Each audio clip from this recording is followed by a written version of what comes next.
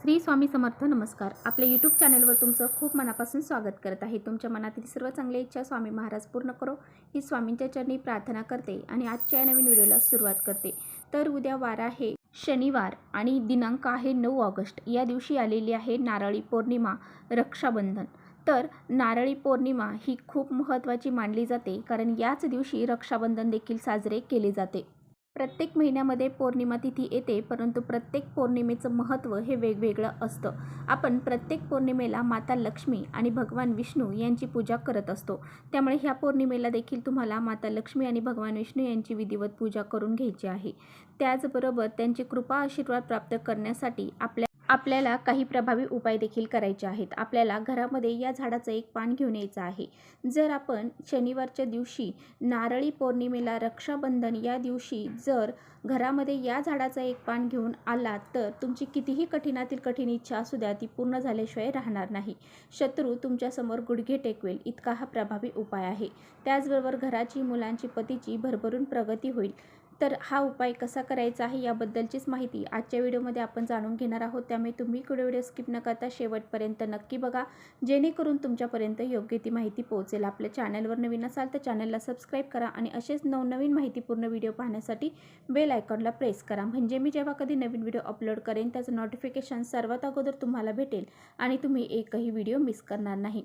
त्याचबरोबर खाली कमेंट्समध्ये जय माता लक्ष्मी लिहायला अजिबात विसरू नका. व्हिडिओ तुम्हाला माहितीपूर्ण वाटला तर आपल्या मित्रपरिवारांसोबत नक्की शेअर करा. तर पहा, ही जी नारळी पौर्णिमा आहे हिला श्रावणी पौर्णिमा असंही म्हटलं जातं. या श्रावणी पौर्णिमेचा जो प्रारंभ आहे तर तो 8 ऑगस्टला होणार आहे. 8 ऑगस्टला दुपारी 2:12 या पौर्णिमेचा प्रारंभ होणार आहे आणि याची जी समाप्ती आहे तर ती 9 ऑगस्टला दुपारी 1:24 होणार आहे. म्हणजेच आपल्याला जी पौर्णिमा तिथी आहे किंवा जी रक्षाबंधन आहे तर ते 9 ऑगस्टला साजरं करायचं आहे, कारण उदय तिथीनुसार आपण कोणतीही तिथीही पकडत असतो. कारण सूर्याने पाहिलेली जी तिथी आहे तिला आपला जो काही सण आहे तर तो साजरा केला जातो. तर पहा, पौर्णिमेच्या दिवशी आपण सत्यनारायण देखील साजरं करत असतो. तर सत्यनारायण पूजा जर तुम्हाला पौर्णिमेच्या दिवशी करायची असेल तर ती तुम्हाला 8 ऑगस्टला संध्याकाळी करायची आहे, कारण सत्यनारायण जे आहे ते आपण प्रदोष काळामध्ये करत असतो आणि ही पौर्णिमा जी आहे तर ती 8 ऑगस्टला दुपारी चालू होत आहे. त्यामुळे प्रदोष काळ हा आपल्याला 8 ऑगस्टला मिळत आहे. त्यामुळे आपल्याला हे जे सत्यनारायण आहे तर ते 8 ऑगस्टला करायचं आहे. तर पहा, जे काही उपाय आहे तर ते तुम्ही दोनही दिवशी करू शकता. तुम्ही 8 ऑगस्टलाही करू शकता आणि 9 ऑगस्टलाही करू शकता. तर 8 ऑगस्ट हा दिवससुद्धा अतिशय प्रभावी दिवस आहे.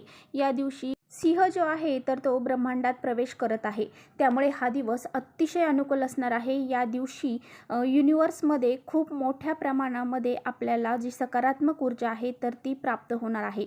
या दिवशीसुद्धा तुम्हाला काय करायचं आहे पहा, या दिवशी संध्याकाळी 8:08 8च तारखेला तुम्हाला हे जे 8:08चं जे पोर्टल आहे तर या दिवशी तुम्हाला 8:08 आपल्या घरामध्ये जे काही तुमची इच्छा असेल तर ती तुम्हाला व्यक्त करायची आहे. एका पानावरती तुम्हाला 8 आकडा काढायचा आहे आणि तुमची जी इच्छा आहे तर ती तुम्हाला 8 वेळा लिहायची आहे. ती तुम्हाला लाल पेनाने लिहायची आहे. तर काय करायचं, एक कागद घ्यायचा आहे, त्यावरती तुम्हाला तुमची जी इच्छा आहे तर ती लिहायची आहे आणि तुमची इच्छा पूर्ण झाली आहे असं तुम्हाला सकारात्मक त्यामध्ये लिहायचं आहे. असं तुम्हाला 8 वेळा लिहायचं आहे. त्या जे काही तुम्ही पानावर लिहिलेलं आहे त्या पानाची घडी घालायची आहे. त्यावरती 8 जो सिम्बॉल आहे तो बनवायचा आहे आणि त्यानंतर त्याला तुम्हाला एका लाल धाग्याने 8 गाठी बांधायच्या आहेत आणि त्याला थोडंसं तुम्हाला कुंकू लावायचं आहे. तुम्हाला रात्री झोपताना ते उशाखाली घेऊन झोपायचं आहे आणि त्यानंतर तुम्हाला म्हणजे डोक्यामध्ये फक्त हाच विचार करायचा आहे की आपल्या सर्व इच्छा ज्या काय आहेत तर त्या पूर्ण झालेल्या आहेत. आणि सकारात्मक विचार केल्यानंतर तुम्हाला सकाळी उठल्यानंतर काय करायचं आहे की ती जे आपण गाठ मारलेली डोक्याखाली ठेवलेली आहे उशाखाली तर ते जाळायचं आहे आणि ते जाळलेली राख जी आहे ती हातामध्ये घेऊन आपल्या स्वतःवरूनच 8 वेळा फिरून ती ब्रह्मांडामध्ये तुम्हाला फू करायचं आहे, म्हणजे ती उधळून द्यायची आहे. आणि असं केल्यामुळे पहा, आपल्या जीवनामध्ये मनामधले जे काही आपल्या इच्छा आहेत तर त्या नक्की पूर्ण होतात. आजचा दिवस अतिशय महत्त्वाचा आहे, त्यामुळे आजचा दिवस देखील आपल्याला सोडायचा नाही. त्यामुळे आज तुम्हाला 8:08 संध्याकाळी हा उपाय करायचा आहे. तर हा उपाय अगदी प्रभावशाली आहे. आज ब्रह्मांडामध्ये खूप मोठ्या प्रमाणामध्ये सकारात्मक ऊर्जा आहे, त्यामुळे तुम्हाला हा उपाय नक्की करायचा आहे. हा उपाय केल्यानंतर 8 दिवसात तुमची इच्छा ही पूर्ण होईल. तसेच बघा, उद्या 9 ऑगस्ट आहे आणि उद्या आपल्याला घरामध्ये हे एक झाडाचं पान घेऊन यायचं आहे. आता हे एक झाडाचं पान तुम्ही घेऊन आल्याच्या नंतर तुम्हाला काय करायचं आहे, तर कोणत्या झाडाचं पान घेऊन यायचं आहे. जर तुमच्या घरामध्ये खूप समस्या आहेत, खूप तुमच्या घरामध्ये भांडणतंडा आहे, क्लेशकलह आहे, तुमची कोणतीही इच्छा पूर्ण होत नसेल, तुम्ही खूप कष्ट करत आहात, मेहनत करत आहात, तरीसुद्धा तुमची इच्छा पूर्ण होत नसेल, तुमचा एखादा शत्रू आहे तो तुमच्या जीवनामध्ये नेहमी अडथळे निर्माण करत असेल, तो शत्रू त्याचा नाश होण्यासाठी सुद्धा हा प्रभावी उपाय आहे. त्याचबरोबर तुमच्या घरामध्ये सतत लक्ष्मी ही स्थिर राहत नसेल, घरामध्ये सतत पैशांच्या अडचणी येत आहेत, वारंवार तुम्हाला इतरांना पैसे मागावे लागत आहेत किंवा तुमच्यावर भरपूर मोठं कर्ज झालेलं आहे, कोणतीही इच्छा असू द्या, ती इच्छा पूर्ण करण्यासाठी तुम्हाला काय करायचं आहे, तर तुम्हाला उद्या सकाळी लवकर उठायचं आहे, स्नान करायचं आहे, स्वच्छ कपडे परिधान करायचे आहेत आणि आपल्या देवघरातील देवांची पूजा करून घ्यायची आहे. आणि त्यानंतर दिवसभरामध्ये हा उपाय तुम्ही कधीही करू शकता. जर तुम्हाला 8 ऑगस्टला हा उपाय करायचा असेल तर तुम्हाला हा उपाय दुपारच्या नंतर करायचा आहे. 2च्या नंतर तुम्हाला हा उपाय करता येणार आहे. जर तुम्ही 9 ऑगस्टला हा उपाय करणार असाल तर तुम्ही दिवसभरामध्ये कधीही हा उपाय करू शकता. तर पहा, झाडांमध्ये एक वेगळीच दैवशक्ती असते आणि बरेचसे झाडं अशा आहेत की ते पूजनीय मानले जातात आणि अशा झाडांच्या ज्या शक्ती आहेत तर त्यासुद्धा आपल्याला प्राप्त होण्यासाठी तर अशा दैवी झाडांचा उपाय जो आहे तर तो आपल्याला करायचा आहे.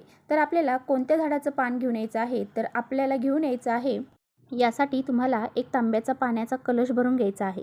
त्यामध्ये थोडंसं कच्चं दूध तुम्हाला टाकायचं आहे. त्यानंतर थोडेसे काळे तीळ आपल्याला त्या पाण्यामध्ये टाकायचे आहेत. हे पाणी आणि एक दिवा तुम्हाला घेऊन जायचा आहे. मोहरीच्या तेलाचं घेऊ शकता, तिळाच्या तेलाचं घेऊ शकता. तो दिवा तिथे लावायचा तुम्हाला घेऊन जायचा आहे आणि हे घेऊन तुम्हाला पिंपळाच्या झाडाखाली जायचं आहे. पिंपळाच्या झाडाखाली गेल्यानंतर तुम्हाला तिथे जाऊन पहिल्यांदा हा दिवा प्रज्वलित करायचा आहे.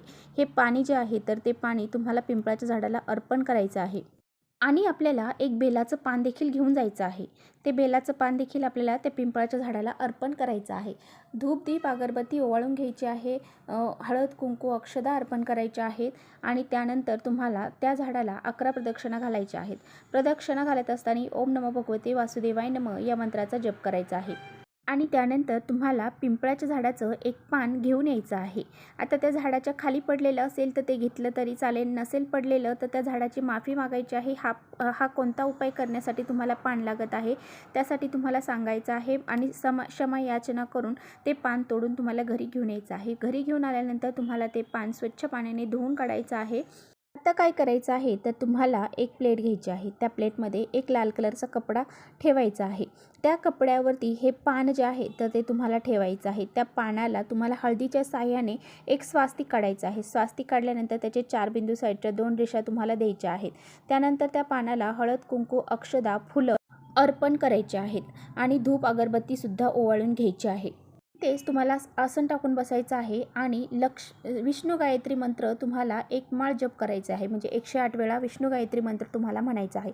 ही सेवा तुम्हाला तिथे बसून करायची आहे. त्यानंतर तुमची जी इच्छा असेल ती तुम्हाला व्यक्त करायची आहे. तुमची कोणतीही इच्छा असू द्या, ती एक इच्छा तुम्हाला व्यक्त करायची आहे. आणि त्यानंतर तुम्हाला ते पान काही वेळासाठी देवघरासमोर ठेवायचं आहे. त्यानंतर ते पान उचलून तुमच्या पर्समध्ये तुम्हाला ठेवायचं आहे. आता हे जोपर्यंत सुकत नाही तोपर्यंत तुम्हाला तुमच्या पर्समध्ये ठेवायचं आहे. सुकल्यानंतर ते पान तुम्ही निर्माल्यामध्ये टाकून दिलं तरीसुद्धा चालेल. असं पान जर तुम्ही तुमच्या पर्समध्ये शनिवार आहे आणि त्याचबरोबर नारळी पौर्णिमा आहे, हा दिवस खूप महत्त्वाचा आहे, या दिवशी जर तुम्ही हे पान असं तुमच्या पर्समध्ये ठेवलं तर तुमच्या घराकडे लक्ष्मी आकर्षित होते आणि तुमच्या घरामध्ये कधीही लक्ष्मी ही घराच्या बाहेर निघून जात नाही. पिंपळाच्या झाडाची शनिवारी पूजा केल्याने, त्याचबरोबर पौर्णिमा आहे या दिवशी पूजा केल्याने त्याचे पुण्यफळ देखील आपल्याला प्राप्त होते. तर चला इथेच थांबवते माझा व्हिडिओ थोडा जरी आवडला असेल तर नक्की लाईक करा. चॅनलवर नवीन असाल तर चॅनलला सबस्क्राईब करा. परत भेटूया अशा छानशा व्हिडिओसोबत. तोपर्यंत श्री स्वामी समर्थ.